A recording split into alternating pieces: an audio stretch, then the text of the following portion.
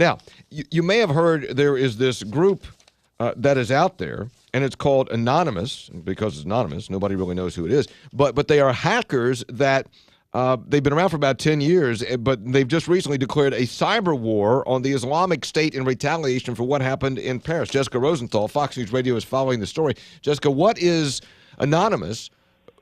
I was going to say, who are they? But we don't really know. But what are they trying to do, and are they having any success at it? So Anonymous and other cyber groups have essentially declared war on ISIS.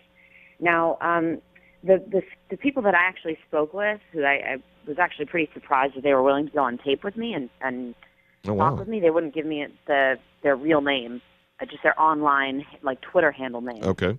But they're kind of an offshoot of Anonymous, so they're both essentially doing the same thing, which is trying to take down social media postings, videos, really anything that ISIS or IS is using as a recruitment tool to try and lure other people to come across the oceans or to just even walk a mile and join their forces. And yes, there is evidence that they have actually taken down multiple websites, videos, social media posts. Yeah, I was going to say, is there any level of success? Because it's an interesting tactic. Everybody's wondering how to fight back, and you have boots on the ground, you have the mosques got to do something, but it's clear that they are connecting with people, with disenfranchised Muslims through social media. So if you can disrupt that, that's one of the battlefronts. Right. So some people are saying that a group like Anonymous isn't being as careful in taking off the proper websites, that they end up taking off sites and social media postings that belong to perfectly innocent people. The Ghost Security Group says that they're a little bit more discerning than all that. But yes, the individual I spoke with said that they've taken off thousands and thousands of videos and different websites. So they believe they're being effective. I know Anonymous, is proud of, to a certain extent, their work, or they wouldn't be doing it. So yeah, they do believe they're effective, and I know the Ghost Security Group, they get to law enforcement. They feed stuff to law enforcement. Oh, really? And to verify that, they said they worked through a particular individual, a counterterrorism expert named Michael S. Smith II.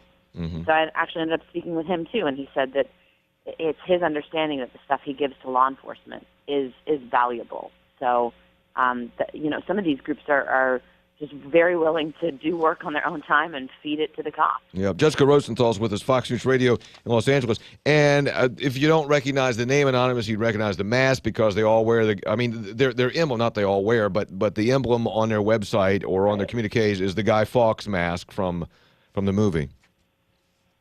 Correct? Right. Remember the what is it, the 5th of November? Yeah.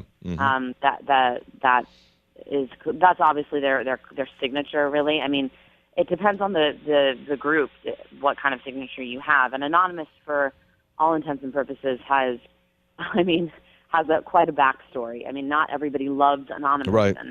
And it was interesting to hear them and others sort of say out loud, we're going to war with you, ISIS. I mean, they have so many. The Ghost Security Group guys that I spoke with, they feel much more centralized. They feel Anonymous just by its very nature, and how it operates is very decentralized. It's not, there's no boss, so to speak. But with the Ghost Security Group, it's a lot more, centered around sort of a hub. They have a director. They have people even willing to talk to reporters.